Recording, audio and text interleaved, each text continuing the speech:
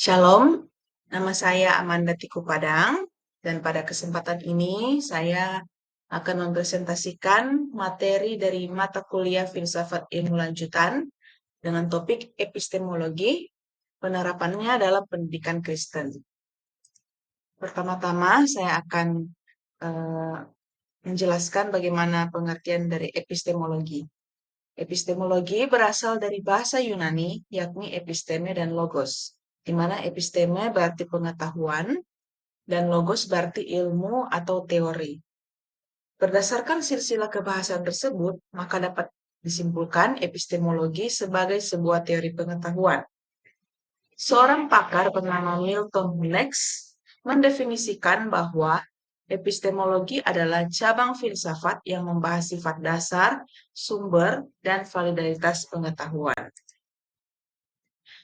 Kemudian pengertian yang dikemukakan oleh Hunex mengenai fokus pembahasan epistemologi dijabarkan dalam beberapa pokok persoalan, seperti dari mana manusia memperoleh pengetahuan atau apa sumber pengetahuan itu, kemudian bagaimana hubungan antara subjek yang mengetahui dengan objek yang diketahui, seperti struktur atau situasi pengetahuan, kemudian apa kriteria pengetahuan, lalu apakah yang menjadi batas atau wilayah ilmu pengetahuan, dan juga masih ada beberapa kok persoalan lainnya. Sehingga secara singkat dapat dipahami bahwa epistemologi pada dasarnya merupakan satu upaya evaluatif dan kritis tentang pengetahuan manusia.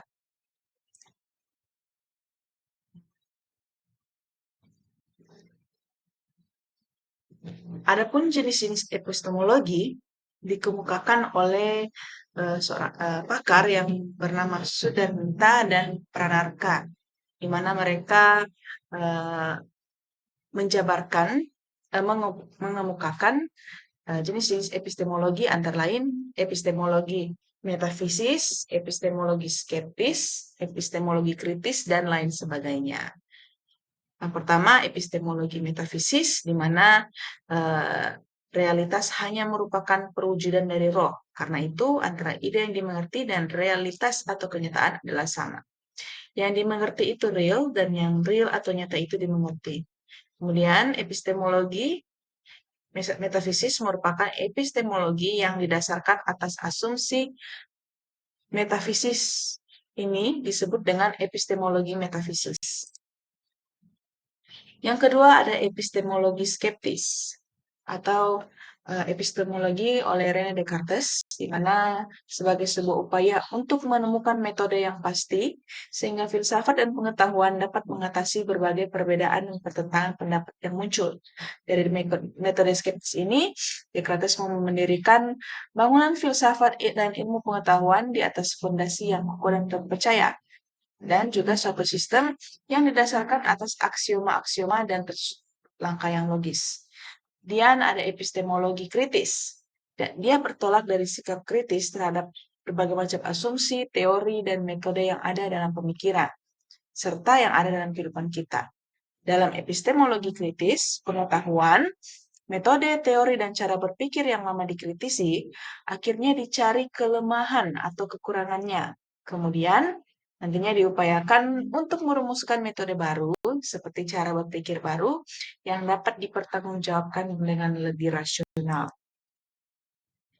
Kemudian, adapun berdasarkan perkembangan epistemologi dari masa Yunani hingga saat ini, fokus kajian epistemologi dapat pula dibedakan atas epistemologi individual dan epistemologi sosial, di mana epistemologi individual merupakan epistemologi yang berkembang dari masa Yunani, yaitu masa di mana ada Plato dan Aristoteles, hingga masa saat ini, yaitu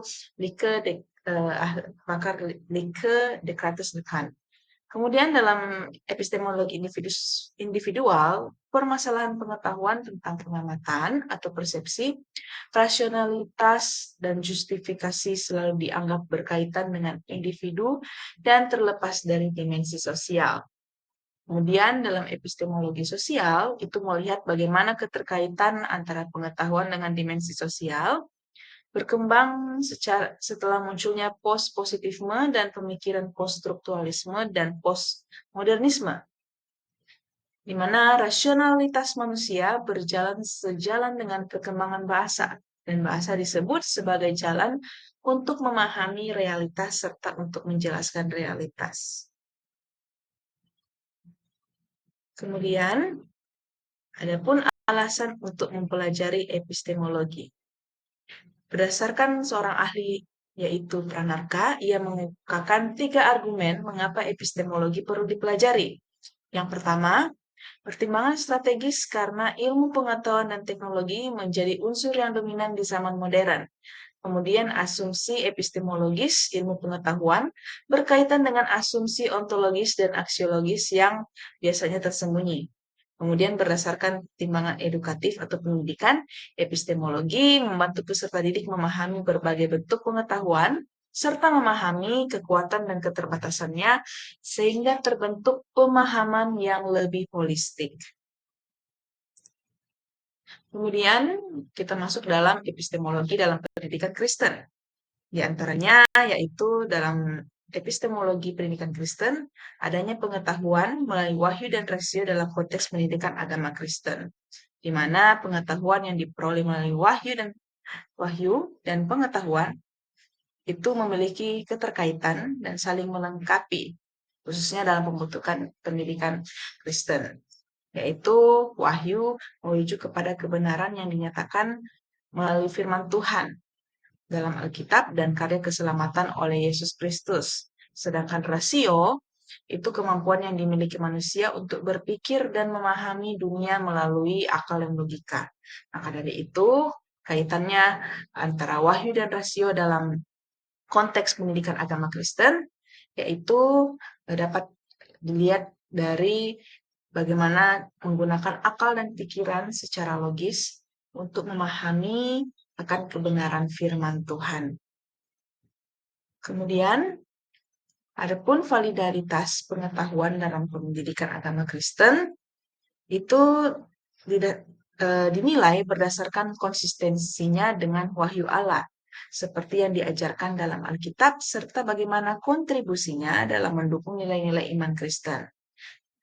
Kemudian perbedaan antara pengetahuan ilmiah dan ajaran teologi, yaitu pengetahuan ilmiah merupakan pengetahuan yang berdasarkan observasi, eksperimen, dan rasio, dan juga menjelaskan bagaimana fenomena alam. Sedangkan ajaran teologi mengajarkan berdasarkan pengajaran berdasarkan wahyu Tuhan, di mana dia menjelaskan makna dan tujuan hidup manusia dalam hubungannya dengan Allah. Kemudian dalam menilai suatu teori atau pandangan filosofis bisa sesuai dengan ajaran iman Kristen, dapat diukur dari kesesuaian dengan wahyu Allah dan manfaatnya dalam menurut iman serta etika Kristen. Bahkan juga kontribusinya terhadap pemahaman moral dan spiritual kepada Tuhan. Kemudian ada metode yang diterapkan dalam memperoleh pengetahuan berdasarkan iman dan rasio. Epistemologi dalam pendidikan agama Kristen menekankan integrasi antara iman dan rasio sebagai cara memperoleh pengetahuan yang mendalam. Adapun beberapa metode yang dapat digunakan untuk mendapatkan pengetahuan serta penerapannya dalam pendidikan Kristen, khususnya dalam kelas, proses pembelajaran. Yang pertama, pendalaman Alkitab, di mana guru bisa mengarahkan peserta didik untuk merenungkan Alkitab, baik itu secara berkelompok, lalu mendiskusikan bagaimana makna pemahaman Alkitab itu dalam konteks kehidupan mereka. Yang kedua, ada keterkaitan antara iman dan sains. Guru dapat menggunakan eksperimen sains sederhana untuk menunjukkan bagaimana keajaiban ciptaan Tuhan, seperti hukum alam yang menunjukkan kebesaran Allah. Yang ketiga, ada renungan pribadi dan doa, di mana bisa melaksanakan retreat spiritual untuk mendalami hubungan dengan Tuhan sebagai bagian dari proses pembelajaran. Kemudian yang terakhir, ada juga metode pengalaman dalam pelayanan, yang melibatkan siswa dalam proyek pelayanan masyarakat, seperti membantu kaum yang berkekurangan untuk memahami konsep kasih dalam tindakan. Kesimpulan dari materi yang sudah saya paparkan, yaitu epistemologi dalam pendidikan Kristen mengarah pada pemahaman bahwa pengetahuan yang sejati sesungguhnya berasal dari Tuhan. Dan pendidikan tidak hanya berfungsi sebagai sarana untuk memperoleh informasi, tetapi juga untuk membentuk karakter dan juga pemahaman spiritual. Di dalam prakteknya, pendidikan Kristen berusaha menyatukan iman dan pengetahuan agar siswa dapat hidup sesuai dengan nilai-nilai Kristiani sambil terus berkembang dalam pengetahuan dan juga kebijaksanaan. Baiklah, demikian pemaparan presentasi saya mengenai epistemologi dan penerapannya dalam pendidikan Kristen. Terima kasih, Tuhan memberkati.